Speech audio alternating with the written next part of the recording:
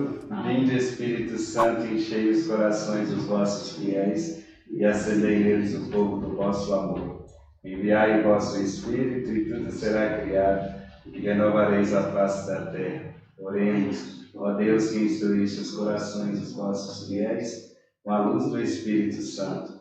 Fazei que apreciemos retamente todas as coisas, segundo o mesmo Espírito, e gozemos sempre de sua consolação. Por Cristo, Senhor nosso. Amém. Nós estamos reunidos em nome do Pai, do Filho e do Espírito Santo. Amém. Muito bem, boa noite a todos vocês que já estão aí chegando. Boa noite, Marquinhos. Boa noite. Pereira. Quem é o Pereira? Boa noite, Pereira.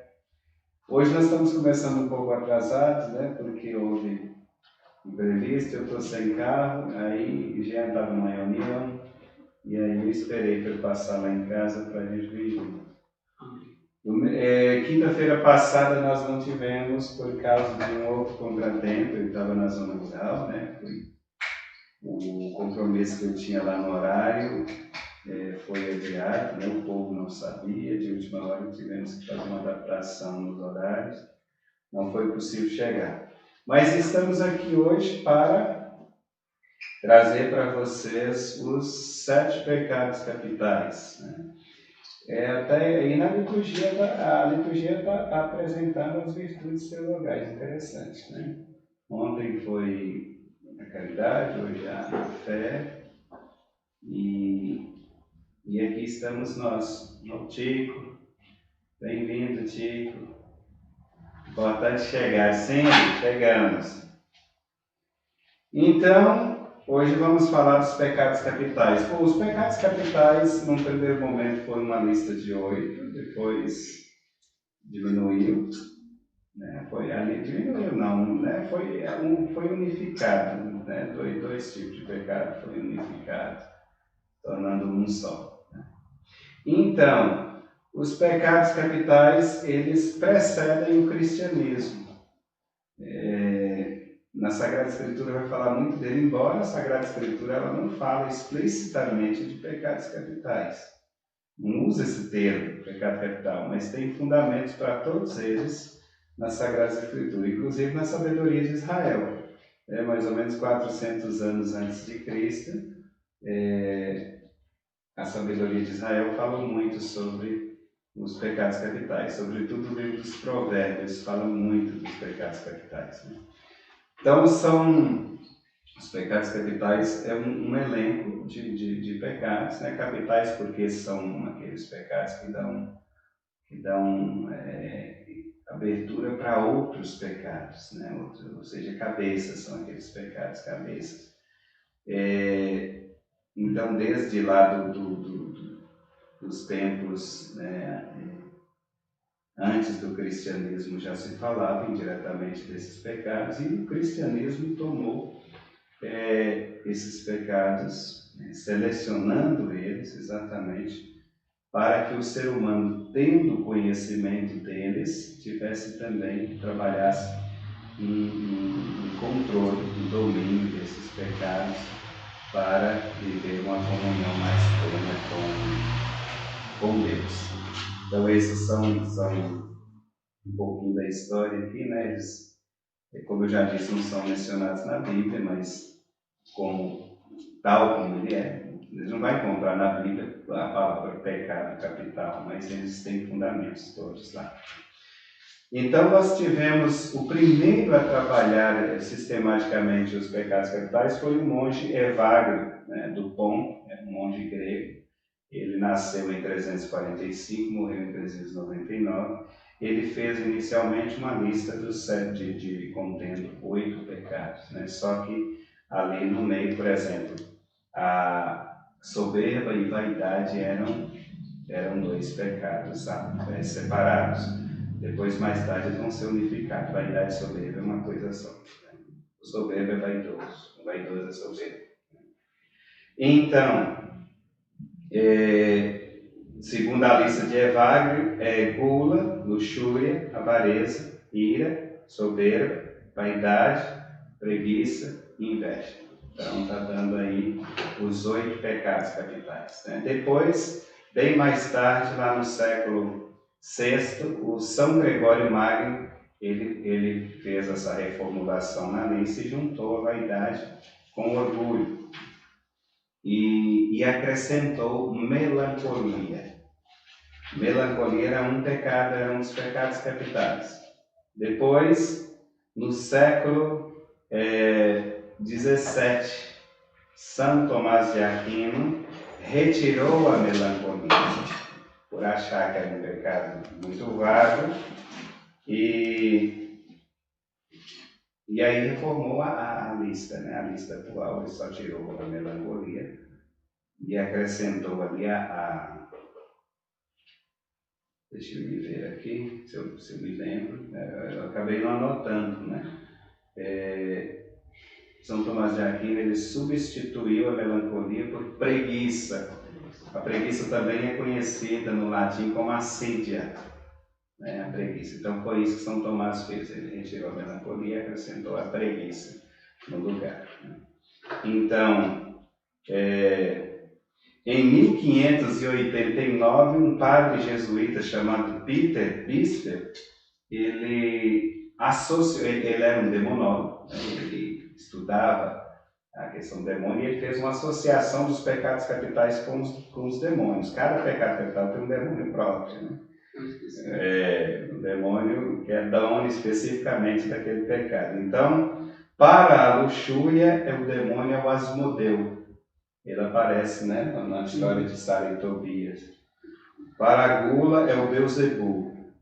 A avareza é Mammon, né, é um deus fenício, né, o deus do dinheiro. A preguiça é o Belfegor, o demônio da preguiça. A ira é Satã. A inveja é o Leviatã ou Azazel. O orgulho e vaidade é Lúcifer. Então, para cada tentação, né? Cada pecado para cada pecado capital nós temos uma virtude que combate ele, nós tem um demônio que é associado a ele e tem uma passagem bíblica que é associada. Normalmente nos documentos da igreja os pecados capitais eles não são associados a passagens bíblicas diretamente, né? Mas hoje eu trouxe para vocês a título de informação, tá bom? Então, nós vamos começar falando exatamente sobre os pecados capitais. Bom, Pablo, fala um pouquinho antes de começar, porque talvez nós somos um público assim, né? Explica assim, bem resumidamente, talvez a gente ache que o povo sabe e não sabe, né? Assim, o que é pecado nisso? Assim, o pecado. Ah, tá, o pecado. O que é o pecado? Às vezes a pessoa não sabe o que é o pecado, qual é a definição de pecado. Exatamente. Bom, o pecado, em grego, hamartia, ele significa errar o alvo. Errar o alvo, porque serve o seu alvo, suponhamos da visão cristã. Nosso alvo é quem? É Deus. O pecado nos leva a desviar desse alvo. E nós erramos o alvo, nós vamos ao... Eu costumo classificar por conta própria, né, que o pecado é ultrapassar o limite. Toda vez que você ultrapassa um limite, você sofre uma consequência, certo?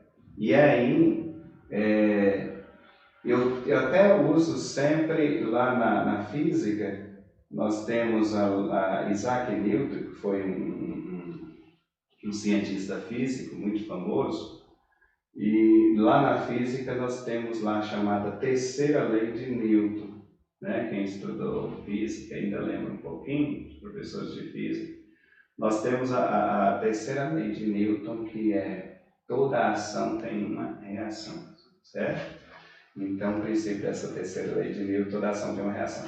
Então, eu uso isso para falar que o pecado é isso. Toda vez que você ultrapassa um limite, você sofre uma consequência. Então, toda ação tem uma reação. Por exemplo, você está andando lá no meio da cidade, tem um semáforo, tem uma luz vermelha, né? Ela te alerta contra um risco de vida. Mas o problema é que a rua continua livre. Tem nada no meio da rua, né? Só a luz vermelha. A sua consciência é aquela luz vermelha. Aí você decide se vai ou não vai. Se você quiser passar, a rua está vazia. Só que, se você aventurar, você vai, provavelmente, vai topar com um veículo que está cruzando, e aí vai ser uma destruição, né? Então é isso. Interessante que agosto ficava tendo o sono até lá embora. Guilherme, se eu também estivesse dormindo, quando estivesse falando, tá de brincadeira. Aí, veja bem, é esse o problema. Você vai andando numa rodovia, tem vários sinais ali que vai te orientando como andar seguro, né? Não ultrapasse, 80 km, estreitamento de pista, e assim por diante. Se você seguir, aqueles sinais estão ali silenciosos na beira do caminho, eles nunca vão entrar na frente sua e falar, não vai agora, mas eles estão te alertando. Então o pecado é assim. Você ultrapassou um limite. Por exemplo, lá no Éden, Deus criou, Deus plantou um jardim com toda espécie de árvore frutífera. E lá no meio colocou uma árvore do conhecimento do bem e do mal. E eu sempre falo que o pecado ele estreita, ele reduz o nosso campo de visão, né? Porque até comparo com um automóvel. Durante o dia você está dirigindo um automóvel, você tem visão de todos os lados. Você vê dos seus lados, você vê na frente, você vê atrás pelo retrovisor central. Agora, quando chega à noite, seu campo de visão se estreita e reduz o máximo que pode. Você enxerga mal 20 metros na sua frente. Você não vê do lado, você não vê nada. E o que fez, aconteceu com o ser humano lá no paraíso foi exatamente isso. Ele tinha uma visão ampla de tudo, todas as árvores frutíferas, e o pecado reduziu o campo de visão dele só para a árvore proibida, né? E aí ele sofreu as consequências disso. Então o pecado é essa transgressão, uma transgressão da lei de Deus. É hamatia, você erra o alvo, então você ultrapassa um limite, você sofre as consequências. Para o pecado ser consumado, na doutrina da Igreja Católica, é preciso 3 condições. Primeira coisa é clareza de consciência. Você precisa ter uma clareza do que você está fazendo, que realmente é o pecado. Segunda coisa, liberdade de ação. Você precisa se sentir livre para agir. E a terceira coisa é a matéria grave. Então, clareza de consciência, liberdade de ação e matéria grave. Aí o pecado consumou. Agora, por exemplo, você tem a matéria grave, mas não tinha clareza de consciência. Teve a liberdade, mas não tinha clareza de consciência. Então, não é um pecado ainda. A matéria é grave, mas você não tinha consciência, não tinha clareza de consciência. Então, não foi pecado. Você tinha a clareza de consciência, a matéria é grave, mas foi obrigado por alguém. Quer dizer, você não usou da sua liberdade. Eu dou um exemplo. Você trabalha no setor de compras, por exemplo, de uma prefeitura. Aí o encarregado daquele setor te obriga a superfaturar uma nota. Você tem clareza de consciência, aquilo é pecado. Você tem a matéria grave, que é o superfaturamento, mas você foi obrigado, porque se você não atendesse, você poderia perder o emprego. Então, você está dispensado daquele pecado. Aquele pecado recai sobre o seu chefe. Agora, se você pegou pelo menos R$ 20 daquela fatura, pronto, aí você entrou no meio. Tá bom? Ótimo, beleza. Não precisa nem ser um bom jurista, um advogado, para saber que nós somos punidos. Na lei terrena é possível ter crime em 3 setores, né? Imperícia, imprudência e negligência. Então, no campo do pecado capital, há muitas essas coisas, sobretudo lá na última, né? Na preguiça, por exemplo, a imperícia, a imprudência e a negligência. Isso tudo contribui, tanto isso gera crime no Código Penal Civil e também gera pecado no âmbito espiritual. A sua imperícia, a sua negligência, a sua imprudência. Então, resumindo, né, tudo tem limite. Tudo tem limite, exatamente. Tudo tem limite. Então, inclusive o próprio Éden lá tem 4 rios cercando. É um limite que Deus coloca. Na lei de Deus fala não, né? Não é o limite, né? Não é o limite. Exatamente. Então vamos lá, vamos começar pelo orgulho, padre? O orgulho, deixa eu pegar aqui, descer um pouco, porque eu peguei a escala atual, né, não sei o do catecismo, mas vamos ver aqui o orgulho. Orgulho, soberba, né? É o último. Então, Para o orgulho, a passagem bíblica que está associada a ele é Provérbios 29 e 23. Né? Você sabe que a tentação ligada a isso aí, o demônio é Lúcifer. É ele que é o autor principal do orgulho. Né? É o pecado de Lúcifer e o orgulho. A virtude que opõe esse pecado é a humildade. A humildade É 29 do orgulho. Provérbios 29, 29, 23. 23. A soberba acaba por trazer a humilhação, enquanto o humilde será glorificado. Ouviram, né? A soberba atrai Acaba por trazer a humilhação, enquanto o humilde será glorificado. Mas esse pecado ele é tão gritante que tem outras passagens bíblicas, o que tem mais passagem bíblica ligada a ele. Por exemplo, Provérbios 3:34. 3:34. Isso. Nós vamos ver as passagens bíblicas. 3:34. Aqui. 3:34. Ele zomba dos zombadores, mas concede seu favor aos humildes. Falando da humildade, né? Depois, Tiago 4:6, é no Novo Testamento. 1 Pedro 5:5. 4:6. Esse pecado que mais é. 4:6. É melhor, Padre, que nós já podemos ter aqui em nossa região. Quer? Aqui. Melhor, Padre, que nós...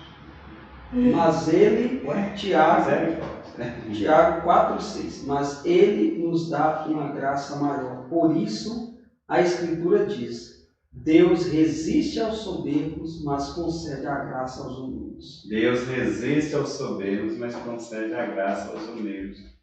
Obrigado, Léo, pela rasgação de seda, viu?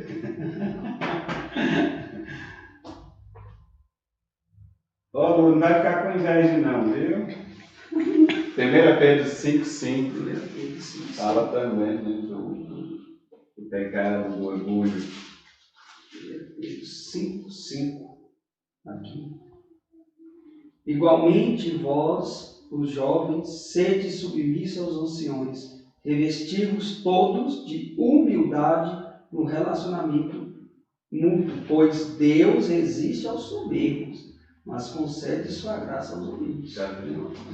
Pedrão tá pegando uma passagenzinha lá dos Provérbios, né? Então veja bem, o pecado, a falha maior desse né, que a gente pode cometer aí, a falta maior, é roubar a glória de Deus. O soberbo, ele quer a glória para si. E a glória pertence a Deus. Santa Catarina de Sena, ela dizia assim: não sejamos ladrões da glória de Deus, né? Não devemos roubar essa glória. O Salmo 113, no versículo 1, diz: só a vós, Senhor, só a vós pertence toda a glória. Então, no João 3,30, a frase famosa de São João Batista, né? É preciso que eu diminua e ele cresça. E o soberbo, ele não quer, né? Ele não quer diminuir, ele quer aparecer, certo? Então isso para um cristão então é gravíssimo. Primeiro porque vai buscar as glórias para si, e não, Deus não vai aparecer na vida dele. Depois o soberbo, ele peca por desprezar as pessoas, né? Por sentir superior aos outros, né? E são tantas as outras coisas que está. Aquela questão da vaidade, né? Que a vaidade e a soberba é a mesma coisa. Então, uma pessoa vaidosa, ela chega a ponto de ferir, né? A Deus, o seu amor infinito, para o seu bem. Então, a pessoa que ela sabe, os jovens hoje, muito dado à tatuagem. Você sabe que a tatuagem é proibida por Deus na Sagrada Escritura, né? Não importa o que você faça, se você faz uma imagenzinha de Nossa Senhora, de Jesus crucificado, não é a imagem que você vai fazer, é o processo no seu corpo. Isso é proibido. Só que o jovem tomado pela vaidade, ele se acha no direito, a soberba, de fazer. Então ele acaba ferindo a vontade de Deus. Então a vaidade e a soberbia, o orgulho, vai levar a pessoa. Essa palavra talvez seja estranha para você, soberbia, mas é o termo dela em latim, tá bom? Em latim, soberba é soberbia. E Nossa Senhora ensinou isso muito bem, né? Nossa Senhora ensinou muito bem isso quando ela fala: minha alma glorifica o Senhor. Exatamente, a Deus toda a glória. O rebaixamento do ser humano. Eu sou a escrava do Senhor e ao mesmo tempo, e logo em seguida, minha alma engrandece o Senhor. Diminua. Nossa Senhora colocou na prática aquilo que São João Batista colocou em palavras, né? Ela diz num momento: eu sou a escrava do Senhor, e em seguida minha alma engrandece o Senhor. Certo? Vamos lá, gente, vamos dar seguimento. Agora vamos falar um pouco sobre a avareza. Avareza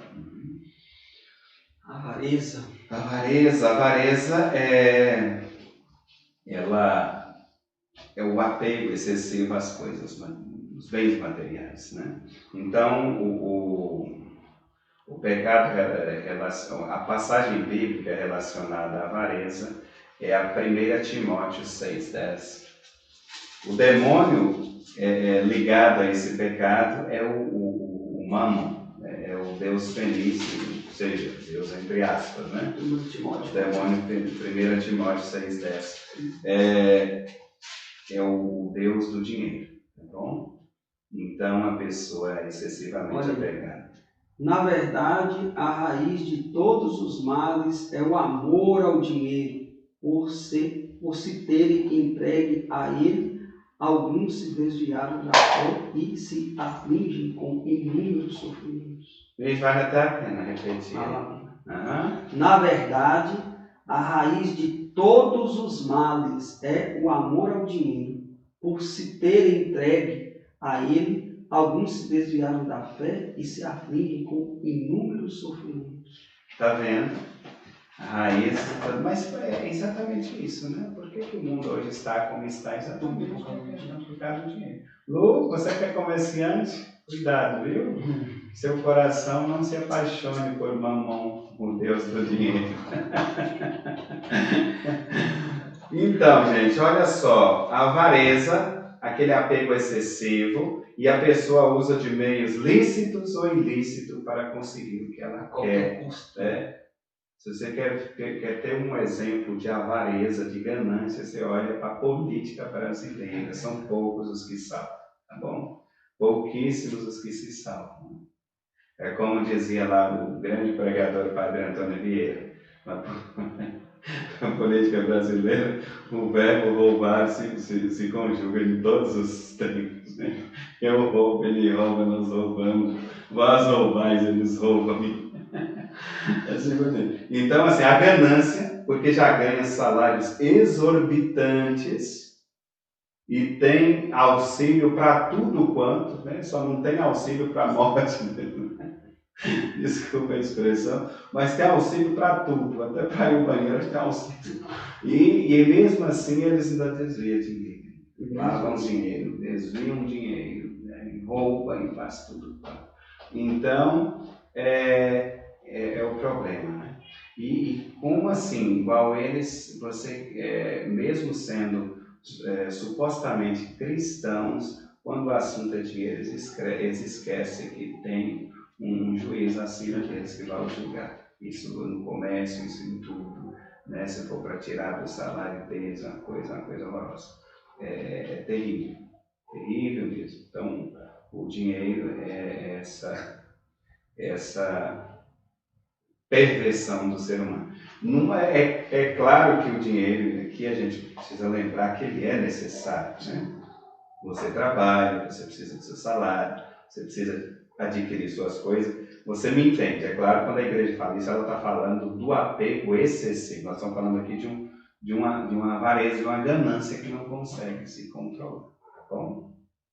Então, isso vai causar muito prejuízo às pessoas. A pessoa vai fazer negócios errados, negócios escusos, vai vender um objeto estragado, escondido, vai adulterar a balança, isso é bíblico desde Acima do valor.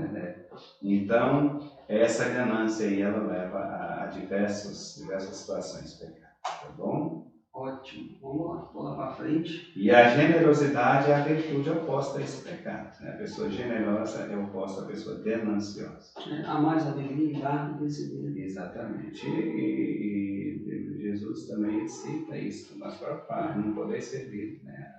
Um dos pecados, podemos dizer que um dos grandes pecados que Judas cometeu foi esse, né? A avareza. A avareza. Porque quando Jesus está lá, quando a mulher está lá chorando e jogando perfume no pé de Jesus, Judas está dizendo assim: ô mestre, pede ela para não fazer, o perfume é caro, vão vender e dar para os pobres. Aí eu estava fazendo uma pesquisa esse dia, eu disse assim: eu vou estudar um pouco Judas, porque todas as pessoas que têm uma desculpa, né, que fala, que se preocupa muito com o pobre é para roubar. Para roubar, exatamente. Judas fez isso. A gente vê isso, essa preocupação com pobre.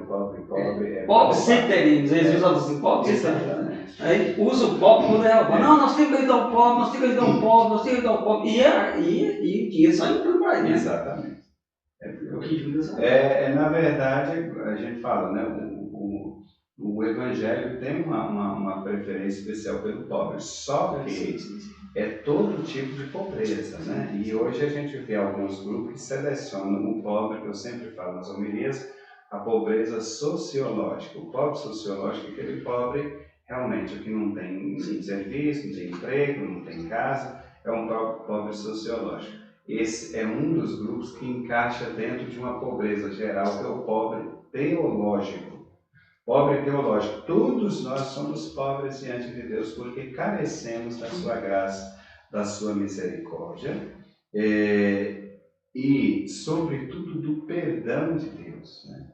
O que o ser humano mais carece e que todos nós temos essa carência é do perdão de Deus. Sem perdão nós não nos salvamos. E a sua graça, né? Hoje, na primeira leitura de hoje, São Paulo diz, né, lá no versículo 10, é pela graça de Deus que eu sou o que sou. Pela graça de Deus que eu sou o que sou. Então, essa pobreza, viu? Que a pobreza teológica, ela inclui todos os tipos de pobreza. E quando a gente fala da pobreza, fica essa mania de ficar só numa pobreza sociológica, você acaba segregando o povo. Você junta um grupinho e deixa um monte fora. A misericórdia divina não é segregatória, ela não segrega ninguém, ela abrange todos. E se fica alguém de fora é porque essa pessoa fez a opção exclusivamente na sua vontade exclusiva de ficar fora da graça de Deus. Deus jamais exclui ela. Certo? Amém. Vamos lá. A inveja agora. O que é que nós... A inveja... Vamos... Deixa eu buscar aqui. A passagem bíblica ligada à inveja é Provérbios 14, né? Versículo 30. O demônio ligado a esse pecado é o Leviatã. Ou então, né, o Satã, né, chamado Satã, ou Leviatã. 14:30. A virtude oposta à inveja é a caridade. Coração sereno é vida para o corpo. A inveja é carne nos ossos. A inveja é a carne nos ossos, né? Você imagina aí a destruição. Os ossos são... a função dos ossos no corpo humano é a sustentação, né? Então, se esses ossos estão cariados, ou seja, a osteoporose espiritual, brocado, então você não consegue ficar em pé. A inveja é uma queda. Então, desejos exagerados por posses e status. E por que a inveja é um pecado grave? Porque a pessoa ignora as próprias bênçãos e se firma no status dos outros, né? Em lugar do seu próprio status. Em lugar do seu próprio esforço, ela fica remoendo a situação dos outros. Como eu já expliquei em uma outra ocasião, não me lembro, nós temos uma outra situação que às vezes as pessoas se confundem com inveja, que é a inspiração. Né? A inspiração, às vezes os adolescentes mesmo confundem muito com a inveja. A inveja é quando você sente tristeza no que o outro faz ou possui. A inspiração é quando você se sente motivado por aquela pessoa. A inspiração, num primeiro momento, ela é parecida com a inveja. A diferença é a sensação interior. Porque a inspiração, eu olho para o Jean e aí eu me sinto motivado a me tornar igual a ele, naquilo que ele faz. Então eu me esforço, vou estudar, vou esforçar para poder alcançar o mérito dele. Né?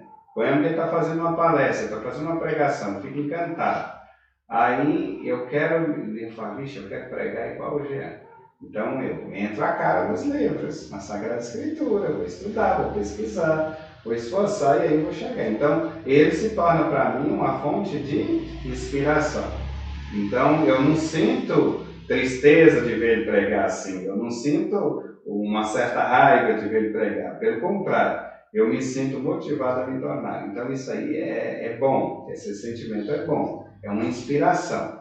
Nós precisamos de fontes inspiradoras. Os santos são para nós essas fontes inspiradoras, certo? Agora, quando você sente raiva da pessoa, aquela pessoa vai se tornando insuportável para você, você começa a usar os três crimes contra a honra da pessoa, que é a calúnia, a difamação, né, e a injúria. Você começa, toda oportunidade, você começa a usar esses crimes contra a honra. Então, ali você está sendo invejoso e muito invejoso, tá bom? Você sabe, foi por inveja que Caim matou Abel.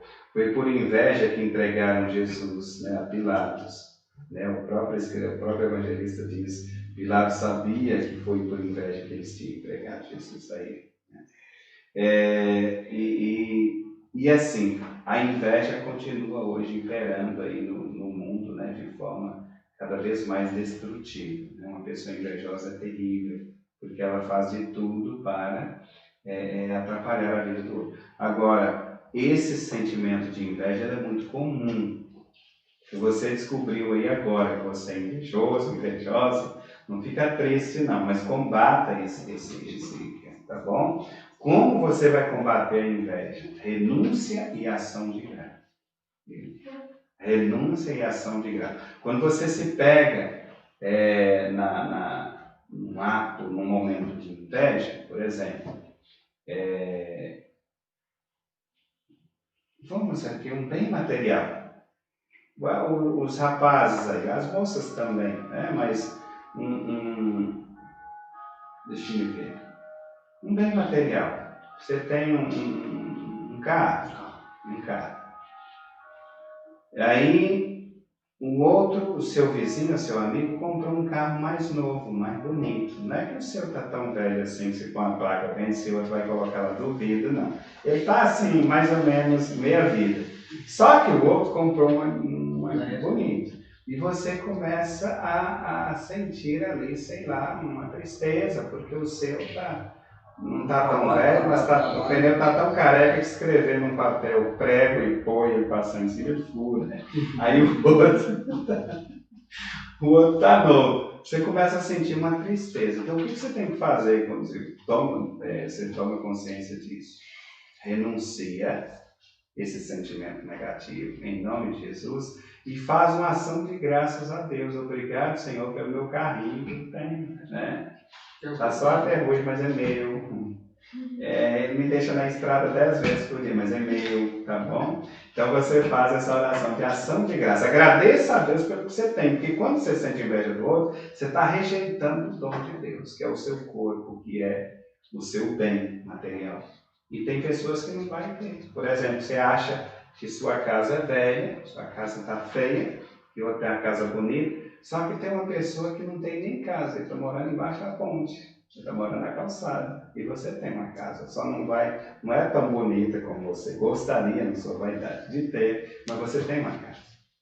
Você fica lamentando porque talvez o as moças, né? As moças, tem aquela moça lá que tem um corpo assim, sarado, e você é meio gordinha e você fica lamentando e aí se rejeitando porque não tem aquele corpo modelo.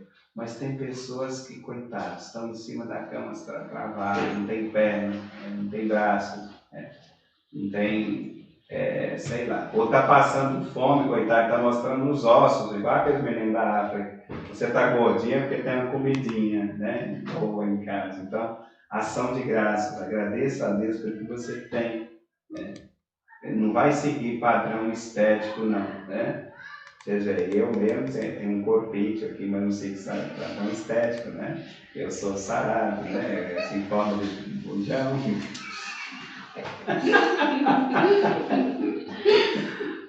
Curada,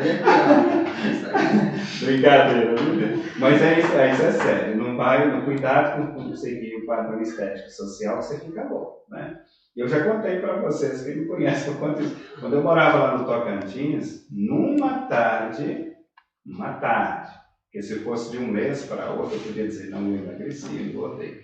Mas numa tarde, duas pessoas, uma me disse que eu estava precisando fazer umas caminhadas, que eu estava gordo, e a outra me disse perguntou se eu estava doente, que eu estava magro. Isso foi numa tarde. Agora vocês imaginam se eu for fazer o gosto dessas pessoas. Você tá doido, né? Isso eu fico maluco.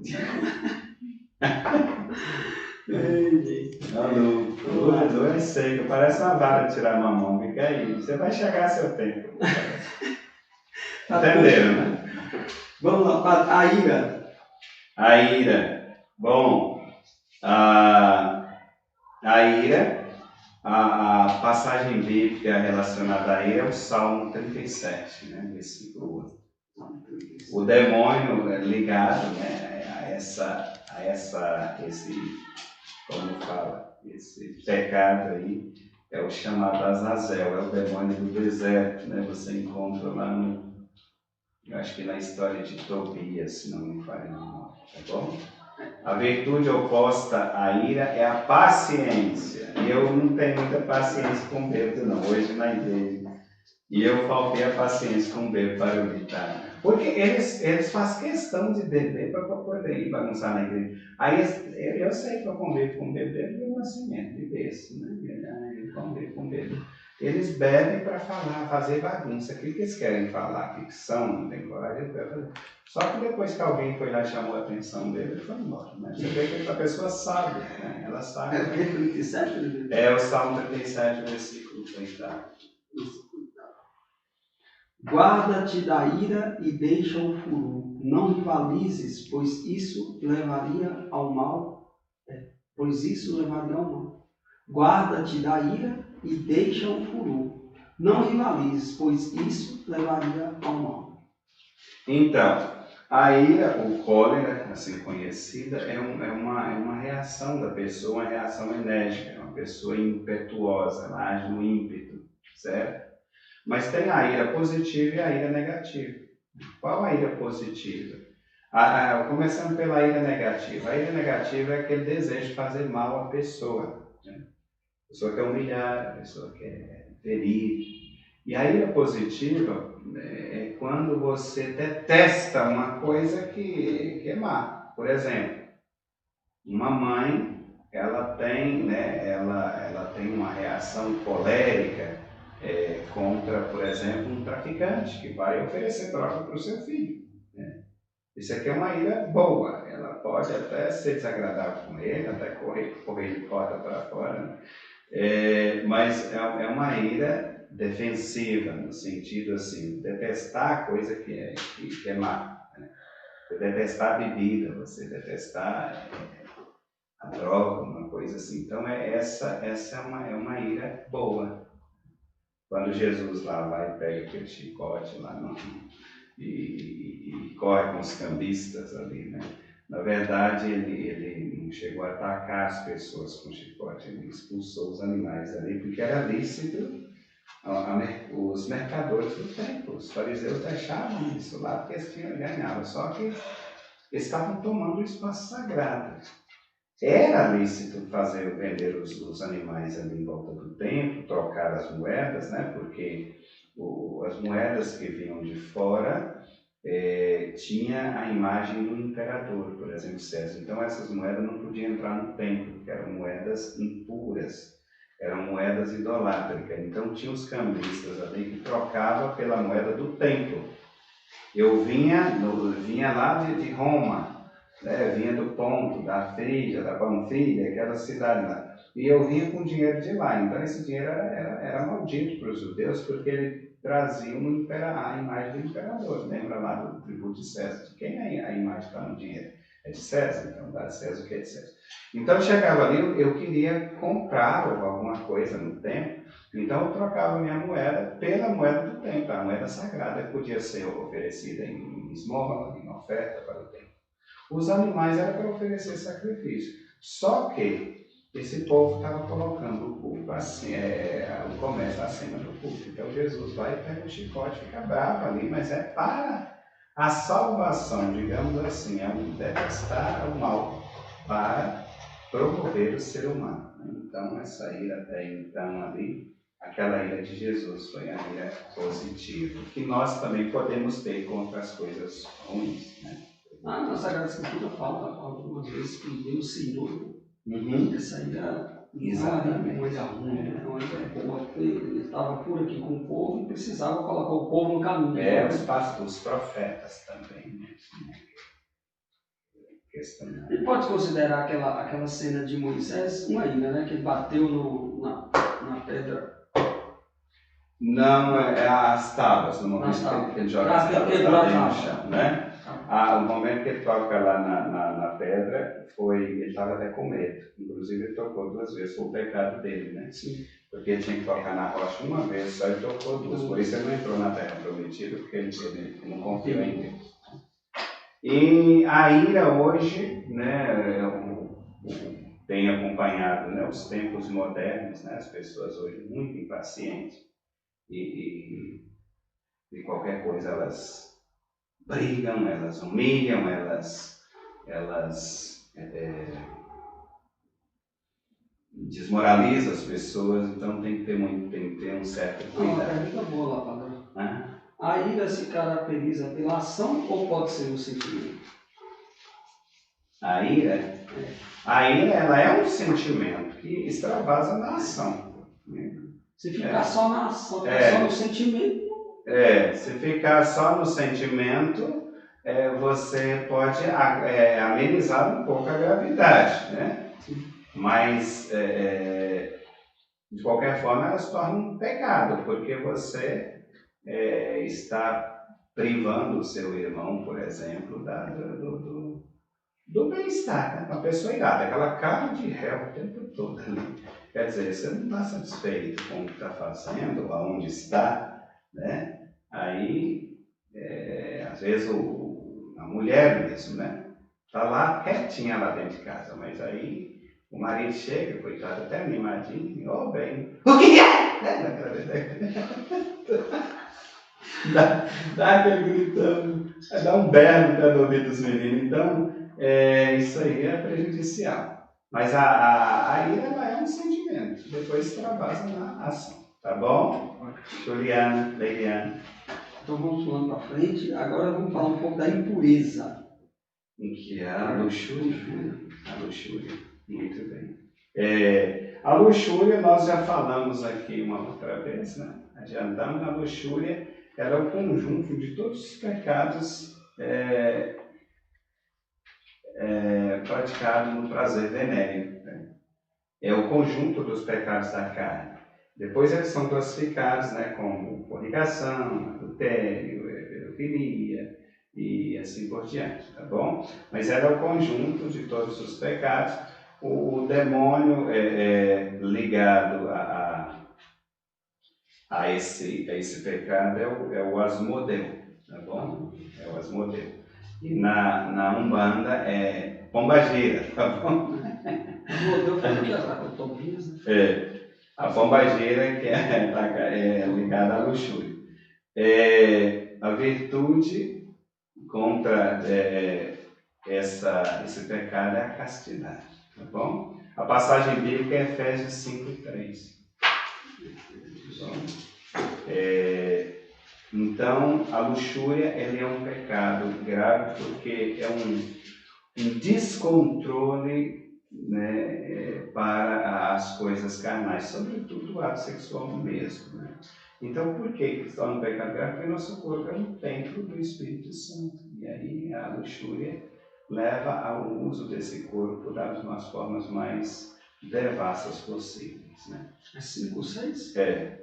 5:3. 5:3. A imoralidade sexual e qualquer espécie de impureza ou cobiça nem sequer sejam mencionadas entre vós, como convém os santos. A imoralidade e impureza. Depois, se não me falha a memória, eu acho que lá na carta aos Gálatas ele vai falar, na verdade, nem os imorais, né, Então aí entra essa questão do o que é o pecado, bem claro sobre da luxúria, né?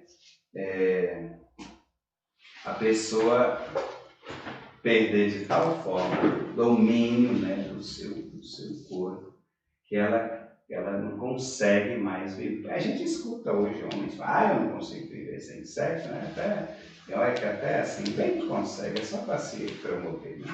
E, às vezes até, não vou nem falar, mas assim, até em detrimento, né, querendo certa coisa, querendo se promover, do padre, né, que vive o celibato, né? Quer dizer, pelo menos se espera de todos. Né? Então, essa pessoa que não consegue, eu não consigo viver sem isso, eu não consigo viver. Então, a pessoa que já se escravizou, né? e ela usa, ela vê o ato sexual, ela para tão somente no prazer. Isso aí reduziu, né? Reduziu a um minimalismo aí exagerado, porque o ato sexual ele tem um prazer, mas ele não é, ele é a perpetuação da vida. Deus criou com essa finalidade. Né? Então, não é para ser visto, não é para ser usado como, ele não é, o seu fim não é o prazer. O seu fim não é o prazer. A finalidade é a promoção da vida, podemos dizer assim. Então, com isso, a pessoa, ela peca e ela leva o outro a pecar. E ela acaba desprezando o dom de Deus, ela acaba desrespeitando a sacralidade do corpo dela e da outra pessoa. E sem contar com as coisas bastante graves que acontecem aí, né? Que é a pedofilia, né? O abuso das crianças, que vai deixar as crianças marcadas. A criança que sofre abuso fica marcada para a vida toda. E um distúrbio emocional que gera nessa criança abusada, de medo, de insegurança, ou mesmo até de perversão. Ela, com o tempo, se torna um adulto pervertido por causa do... E é tanta coisa. Contra isso a castidade, né, que vai moderar realmente tudo, o autodomínio, vamos dizer assim. Por que a igreja recomenda o jejum? A igreja, a própria Bíblia, né? Porque o jejum, ele refreia um instinto pior do ser vivente, que é comer, né? Alimentar, porque todo ser vivente, né, é uma questão de vida, sobrevivência, porque se você não come, você morre. Então, comer é uma garantia da vida. E por que vai? Porque esse é o instinto mais violento e dele depende todos os outros instintos. Porque se você morre, os outros instintos morrem com você. Então a primeira coisa é controlar o seu estômago, porque todos os pecados nascem em quê? Eles nascem na nossa indisciplina. Você tem uma vontade e você não tem controle. Então se você fala para o seu estômago, agora não, você controla ele, você põe uma disciplina nele. Os outros instintos também você vai ser disciplinado. A hora que vier o desejo, você vai falar não. Só que isso não é fácil, né? Precisa um esforço muito grande, precisa um treinamento diário, né? Um atleta, para conseguir o seu troféu, ele precisa treinar diariamente. Ótimo. Então vamos lá, Padre, que já está dando a hora. Vamos lá para a gula. Gula! E eu não tenho gula. você. A gula, a passagem bíblica está em Provérbios 23, versículos 20 e 21, tá bom? A tentação da gula, o demônio ligado a esse pecado aí Oi, Gel, Deus abençoe, que bom rever, bem-vindo. O demônio ligado a esse pecado é o Beelzebub. A virtude da gula é a temperança, tá bom? A virtude que opõe esse pecado é a temperança. Achou, já? 21. 23, 20 e 21. Provérbios 23, capítulo 23. 20, 20. Tá te vendo, viu? 23 ao 23, 20 e 21. 20 e 21. Não te encontres nos banquetes dos beberrões, nem nas comilanças de carne, pois bêbados e comilões se arruinarão, e a sonolência te cobrirá de trapos. Eita, Raxambará, que andará. Misericórdia. Agora segura nós, São Paulo. Cobrirá de trapo. Repita aí que esse é forte. Esse aqui é. Não te encontres nos banquetes dos beberrões, nem nas comilanças de carne, pois bêbados e comilões se arruinarão, e a sonolência te cobrirá de trapos. Ouviu, Rose? Eita, meu Deus amado. Tem escada mais não na nova casa, viu? Essa foi boa. São Paulo briga com os filipenses, né? Aliás, os filipenses, São Paulo tem uma amizade com eles. Ele faz uma crítica às pessoas, né? Dizendo que o Deus deles é o estômago. Ele fala, os filipenses são uma comunidade muito sensata, muito querida por Paulo, mas ele não faz... Não é problema de hoje, não. Não é problema de comida, né, de hoje, não. Pega Romanos 8, 13 aí, ele tem uma... Assim, não é bem... Não fala diretamente da gula, mas fala das questões se viverdes pela carne, né? Se viverdes pelo espírito. Olha lá, tudo bom? Romanos 13, né? Romanos 8, 13. 13. Vamos lá. Se viverdes segundo a carne, morrereis. Mas se pelo Espírito fizerdes morrer as obras do corpo, então vivereis. Isso, né? Essa passagem está relacionada a quase todos os pecados, né? Que é os 7 pecados que faz. Se viver segundo a carne, morrereis. Mas se viver segundo o Espírito, vivereis. Então a gula é um descontrole, um distúrbio, né? Você come e não está satisfeito.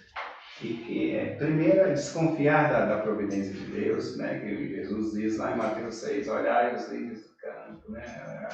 As aves do céu, os lírios não plantam nem fiam, elas não plantam nem colhem, mas Deus as alimenta. Entende? É como se o guloso pensasse assim, amanhã não vou ter, eu vou comer tudo hoje, vai comendo. Então, ele se entrega profundamente ao seu egoísmo, não pensa nos outros.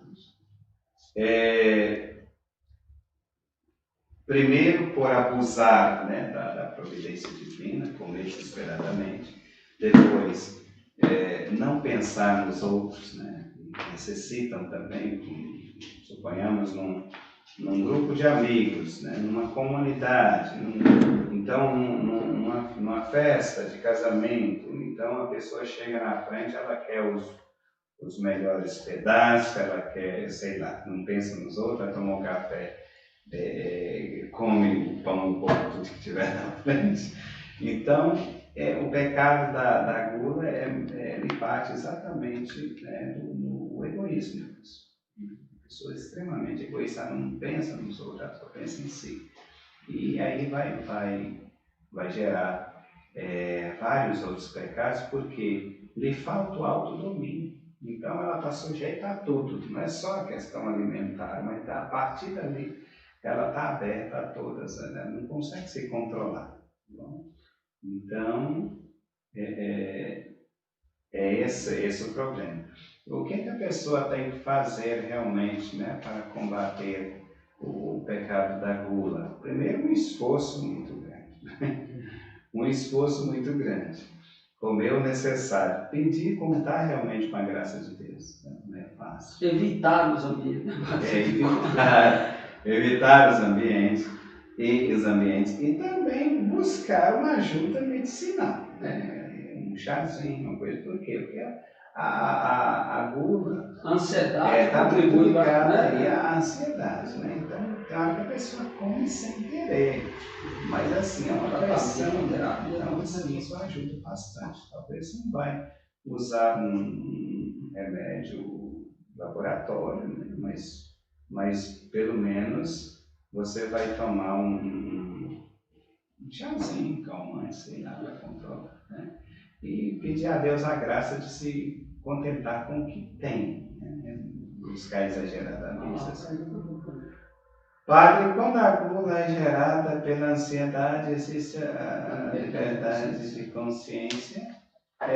Não, aí nesse caso, a pessoa, a princípio, ela vai buscar uma confissão, né? Achando que ela tem consciência, mas não tem domínio.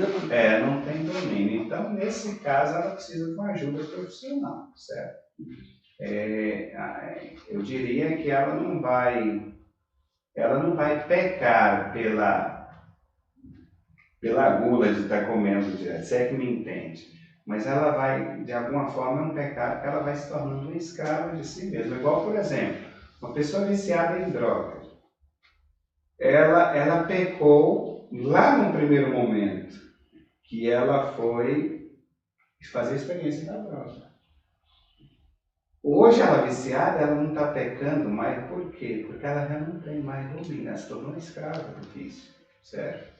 Agora, o que ela tem que fazer é buscar uma ajuda para sair do vício, né? Sair do vício, se internar, né? Gratidão está aqui, se precisar, tá bom? Porque ela já não tem mais liberdade. Eu vou dizer assim, que a pessoa é viciada em droga, toda vez que ela usa a droga, ela cometeu um pecado. Não, ela já não tem mais, ela está viciada, ela não tem mais liberdade. A matéria é grave, a clareza de consciência, mas não tem mais o domínio. Então, a pessoa depressiva, ansiosa, ela tá escravizada. Então, ela não está cometendo o pecado cada vez que come. Agora, ela também não pode ficar trancada ali, né, naqueles cadeados da sua ansiedade. Aí ela tem que buscar a ajuda profissional e também confiar na graça de Deus, né? Tá bom? Gente, vamos lá, vamos para a última. A última é a preguiça, né? E na preguiça, aqui já tem uma pergunta aqui de Ruth falando, a tibieza tem alguma relação com a preguiça? Uhum. A tibieza é a frieza, né? O esfriamento. Né? Tem tudo a ver. Provérbios 10, 4. Tem sim. Provérbios 10. A tentação ligada a esse pecado, né? O demônio é o Belfegor, né? E a virtude de oposição é a diligência. Diligência é o cuidado, a dedicação. A palavra diligência significa cuidado, dedicação para as coisas, né? Como é que eles falaram? Abre aqui, pega aqui. Deixa eu voltar aqui para mim ler Provérbios para ele. A gente vai. Salva aí. Primeiro. Pecados aqui, ó. Pecado.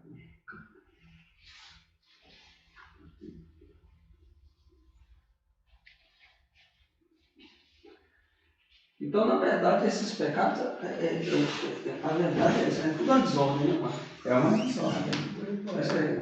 Não sei se é Platão, Aristóteles falava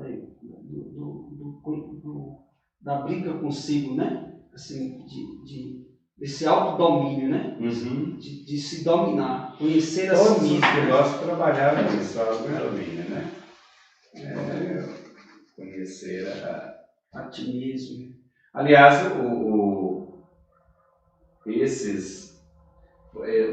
os pecados capitais é um desenvolvimento espiritual, né, dos personagens bíblicos e dos grandes autores cristãos, também para ajudar a viver os 10 mandamentos. Sim. também, para ajudar, eles são somados ali. E na verdade Deus quer o equilíbrio da vida, né? E você sabe que eles não são classificados inicialmente como pecados graves, mas são os primeiros a dominar o coração do homem e começar a puxar, né, arrastar para Deus. Né? Então, o ser humano, o homem não degrada moralmente de uma forma imediata, mas aos poucos. Então, veja bem, estamos chegando aqui já para as considerações finais, né? Nossos Verinha, Deiriane, Felisbina, Porteirinha, Lusa, Forte, Porteirinha também. Vamos lá. Vou ler a passagem bíblica aqui, ó, Provérbios 10, 4, relacionado a preguiça ou assídia, né? Mão preguiçosa produz a indigência, a mão dos diligentes adquire a riqueza. Mãos preguiçosas, indigência, né? Pessoa indigente, tem nada. Então, a preguiça, a gravidade dela é que a pessoa ela não progride.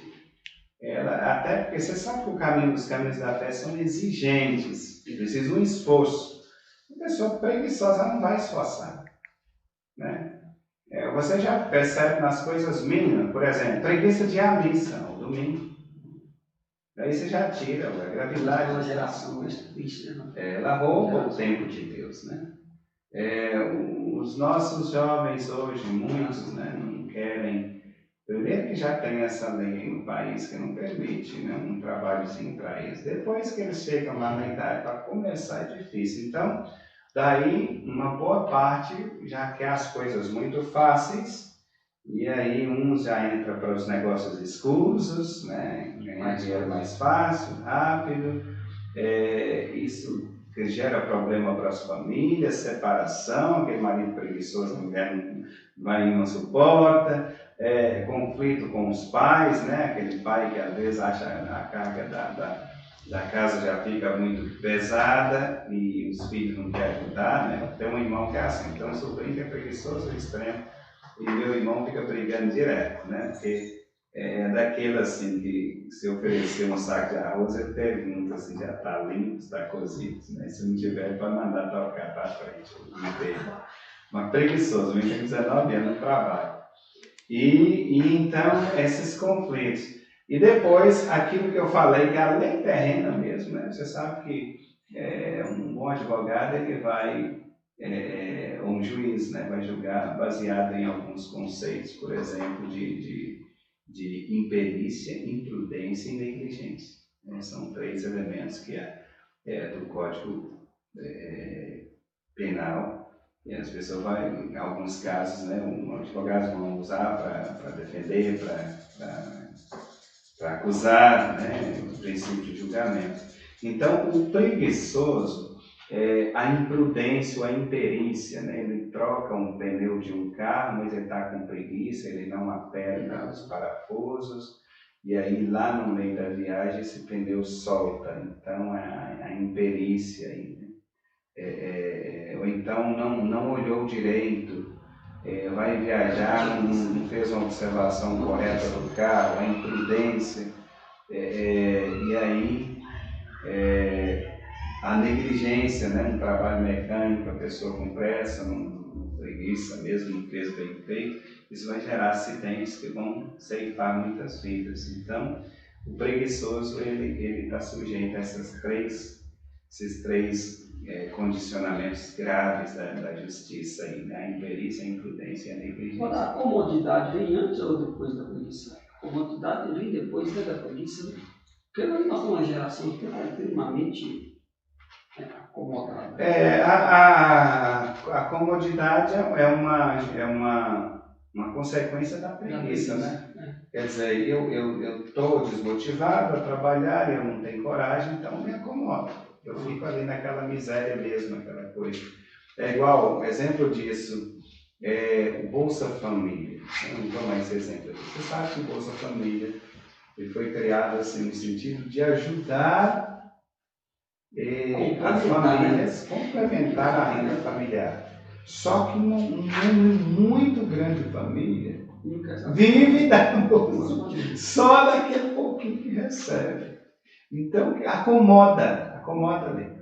Aí, você tem uma ideia, aqui não, mas em Porteirinha eu era pároco, né? Então, assim, a hora tinha que limpar um quintal da casa, uma coisa, e você tinha, imagine como era difícil encontrar uma pessoa para poder fazer esse serviço.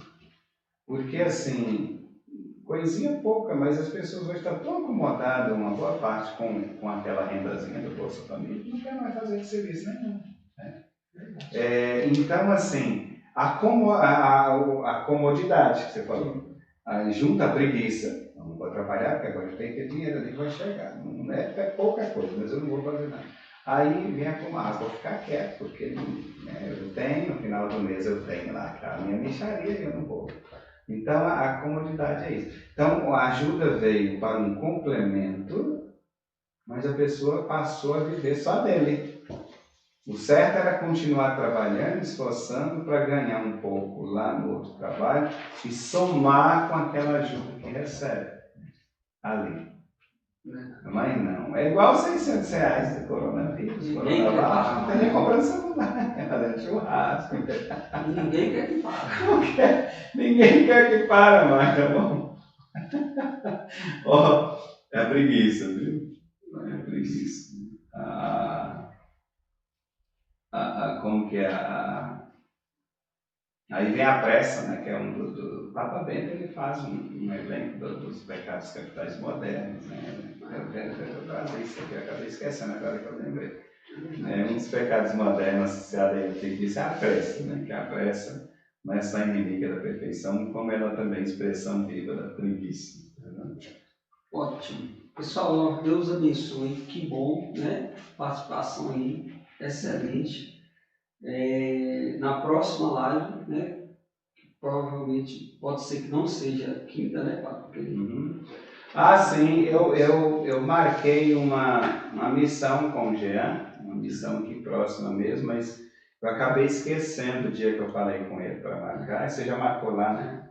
Eu acabei esquecendo que era uma quinta-feira. Então vai ser a próxima quinta, dia 24. Nós vamos falar das virtudes, né, Pato? Agora as virtudes? As virtudes, tá? Então fiquem atentos que eu não olhei minha agenda agora à tarde, mas a gente pode fazer ou na quarta ou no sábado, tá bom? As meninas colocam depois aqui o comunicado, só que não vai ser na quinta, tá bom? Porque nós vamos estar numa missão na cidade vizinha, viu? Então nós teremos ou a quarta ou então o sábado para essa próxima live que vai ser sobre as virtudes, né?